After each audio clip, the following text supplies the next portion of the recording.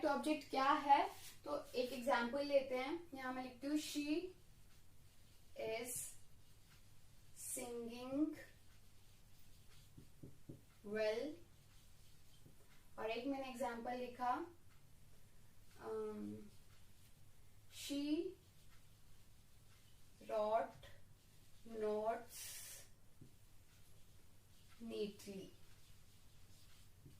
ठीक है, तो अभी शी इज सिंगिंग वेल, यहाँ तो मैंने वर्ब के बाद में लिया. जनरली हम लोग आफ्टर वर्ब लेते हैं, राइट, कि उसने कैसा गाया, मैनर की बात हुई ना, तो मैंने आफ्टर वर्ब लिया. और यहाँ क्या है, शी रोट, मैंने यहाँ नीटली, रोट नीटली नहीं लिखा है. अब मेरे पास यहाँ ऑब्जेक्ट था, वो भी क्या है, डायरेक्ट ऑब्जेक्ट है, तो मैंने यहाँ नीटली को आफ्टर डायरेक्ट ऑब्जेक्ट लिख दिया. ठीक है, क्लियर. नेक्स्ट, ये तो था हमारा एडवर्ब ऑफ मैनर. और अगर हमारे पास एडवर्ब ऑफ प्लेस और टाइम रहते हैं, then again we will place those words after the main verb used in the sentence.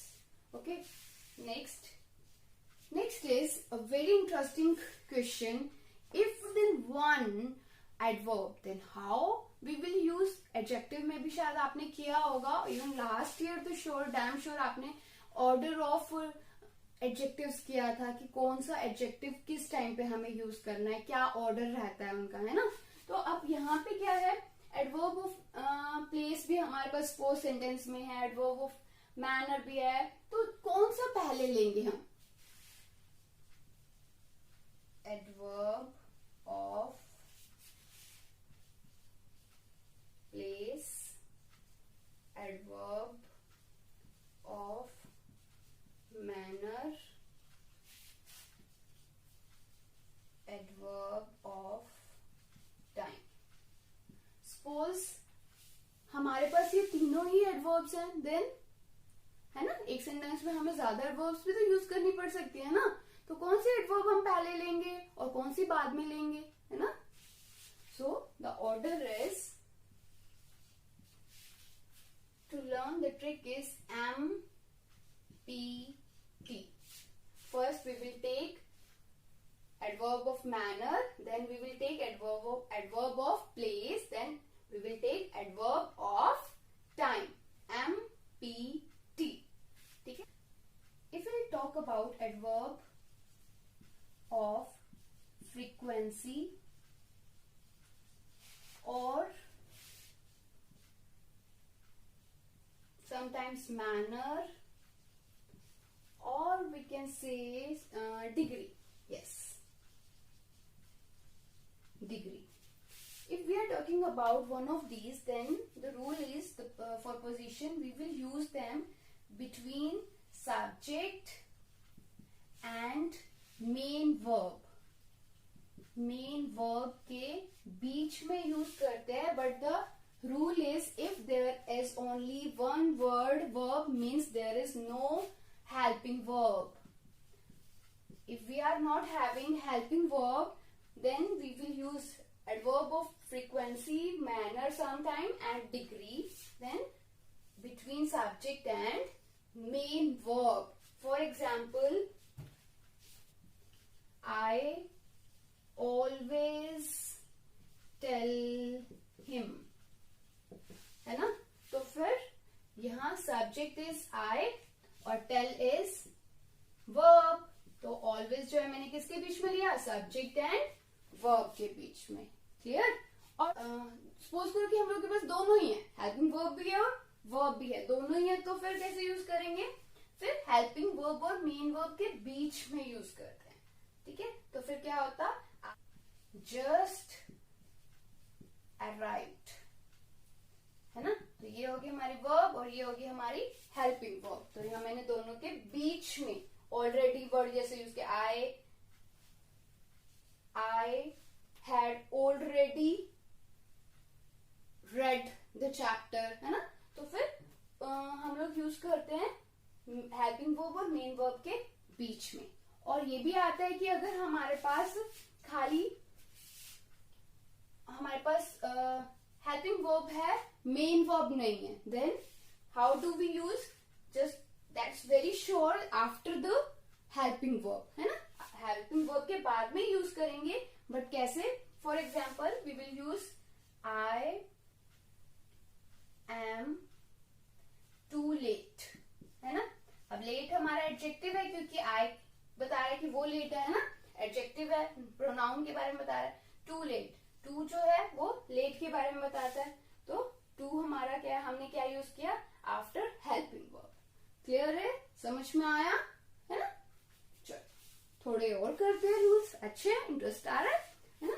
पहली बात ये कि एडवर्ब ऑफ मैनर की बात करें, प्लेस की बात करें, टाइम की बात करें, तो ये तीनों most of the time use होते हैं आफ्टर द वर्ब. बट अगर डायरेक्ट ऑब्जेक्ट है सेंटेंस में, then we will use these three after the direct object. Clear?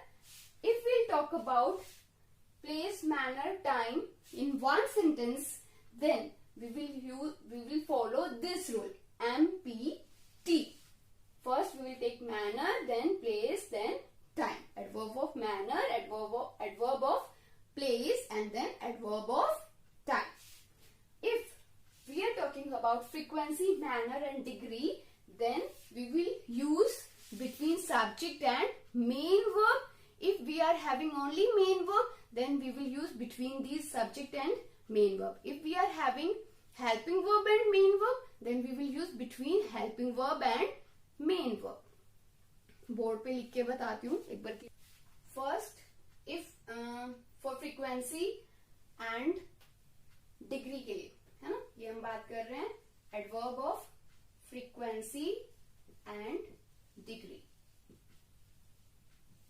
तो इसको हम कहा यूज करते हैं, between subject and verb. But if we are having subject, helping verb and verb, then we will use between helping verb and verb here adverb. ठीक है.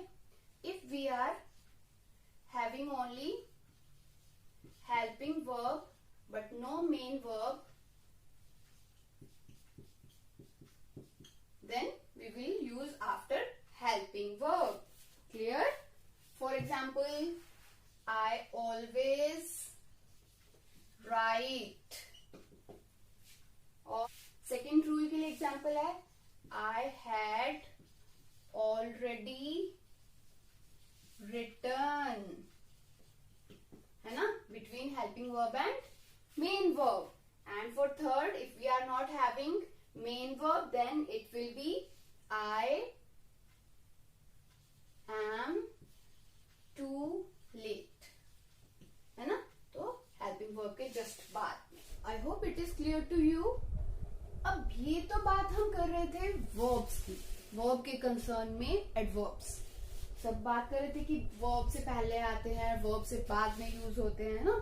लेकिन adverb की definition क्या कहती है? से बात करते हैं एडवर्ब की डेफिनेशन के बारे में. The words that modifies the meaning of verb, adjective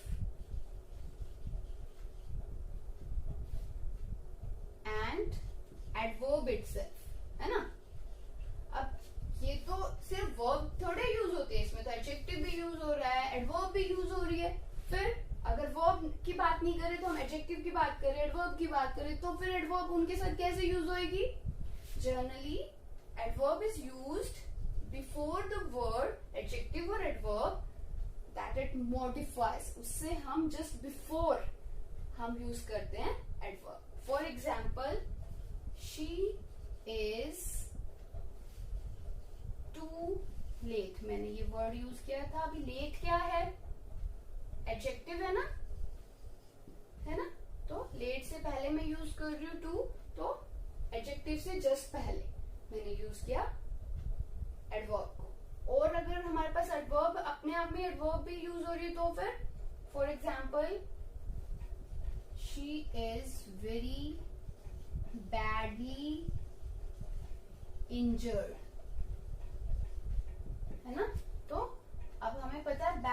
injured है ना, अब ये इंजर्ड किसको बताया, चलो ठीक है।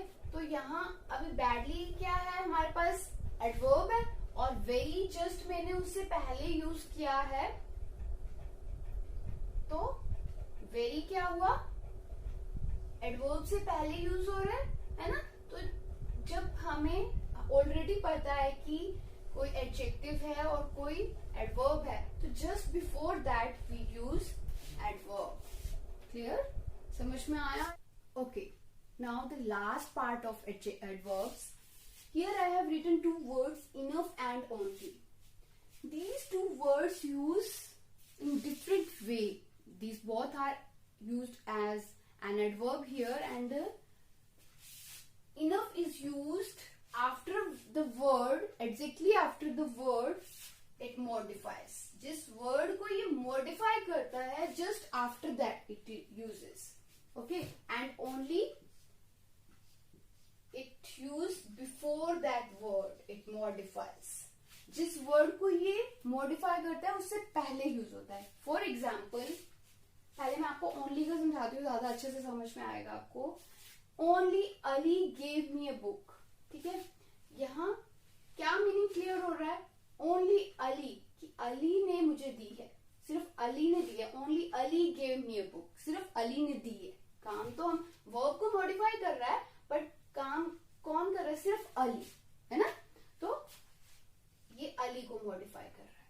फिर Ali only gave me a book, वो कह रहे हैं कि सिर्फ अली ने मुझे दी है बुक, है ना. ओनली गेव, तो गेव को यहाँ मॉडिफाई कर रहा है, तो उससे पहले यूज हुआ है, बिफोर. अली को मॉडिफाई कर रहा था, तो अली से पहले यूज हो गया. अभी Ali gave me only a book, उसने मुझे सिर्फ एक बुक दी है ना. वर्ड ओनली है, लेकिन जिससे पहले लगता है उसके मीनिंग पे, उसके मीनिंग को ही मॉडिफाई कर देता है. पूरे सेंटेंस में देखो तीनों का मीनिंग अलग अलग है. यहाँ क्या कह रहा है? Only Ali gave me a book, कि मैंने सबसे बुक मांगी थी, सिर्फ अली ने मुझे दी, है ना. Ali only gave me a book, Ali ने मुझे सिर्फ दी है बुक, है ना.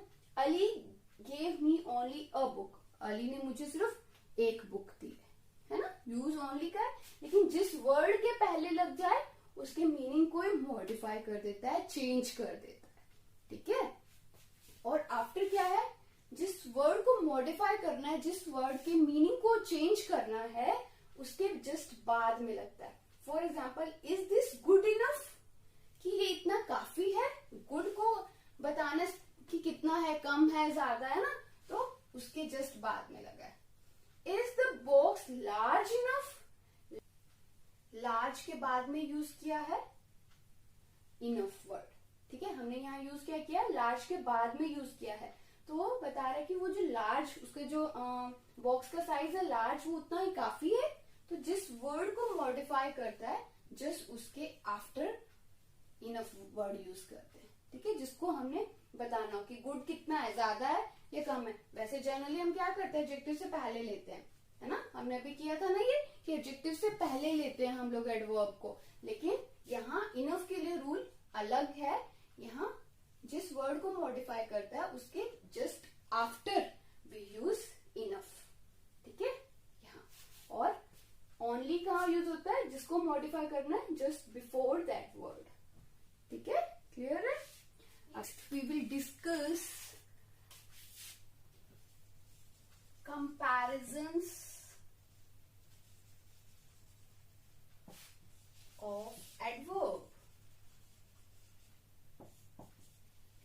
Same as we have done in the last lesson, or even in the last class, comparisons of adjectives, degrees of adjectives we have done na. What were those? Yes, there were 3 forms of comparison na.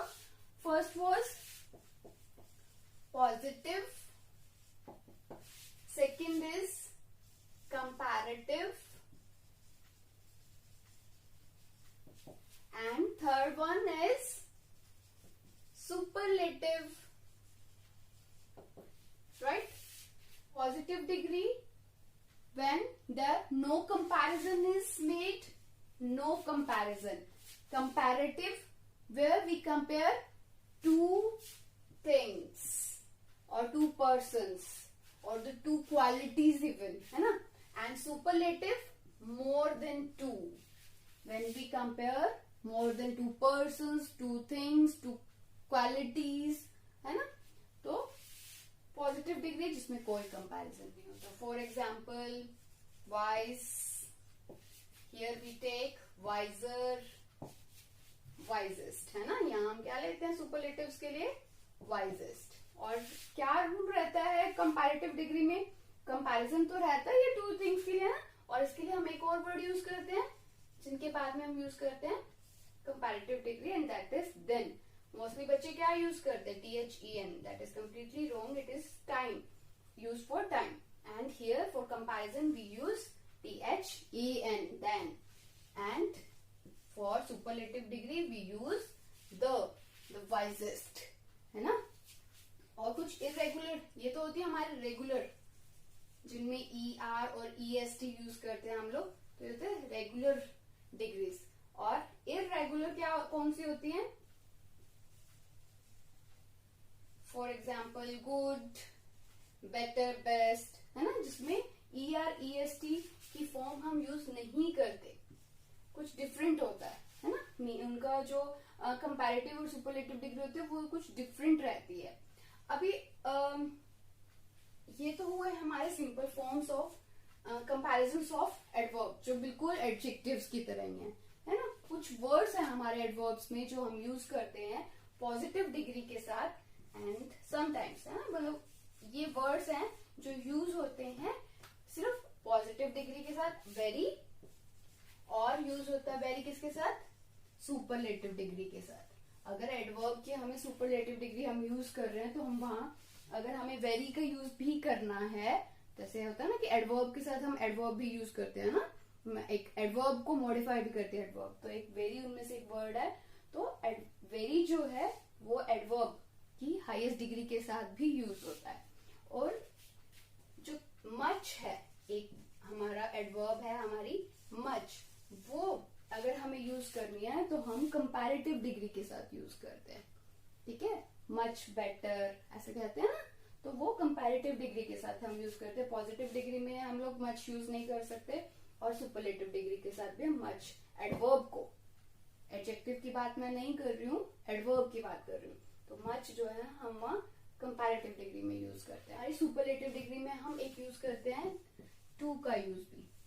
अगर हमें to use करना है तो हम, और superlative degree के साथ करते हैं, तो टू जो है वो शो करता है एक ऐसे लेवल को जो मोर देन रिक्वायर्ड है, कि हमें जितनी जरूरत हो उससे भी ज्यादा, है ना.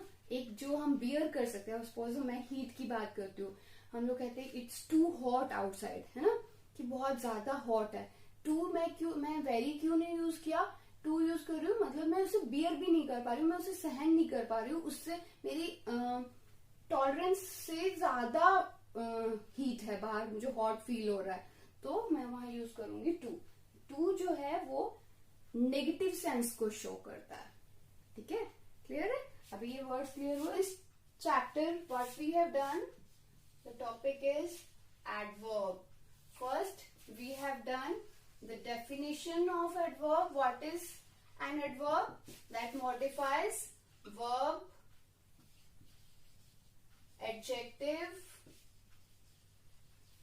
and adverb, right? Then we have done the difference between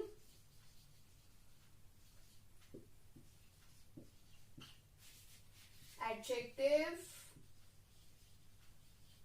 and adverb. Adjective किसको मॉडिफाई करते हैं? किसके मीनिंग को? Noun and pronoun. और एडवर्ब किसके मीनिंग को मॉडिफाई करते हैं? Verb, adverb and adjective. After then we have done the types of adverb. What were those? Yes, FM ने TRP दी, है ना. And then we have done the examples of types of adverb. and then last not last but before last, and then we have done formations of adverbs, and then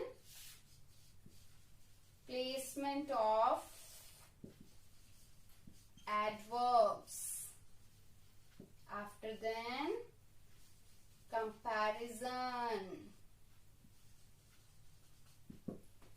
I hope all these are clear to you. If not, then please watch the video again and again and again. For sure you will get it. Otherwise, we'll clear our doubts in the Zoom meeting. Okay, bye-bye. See you very soon.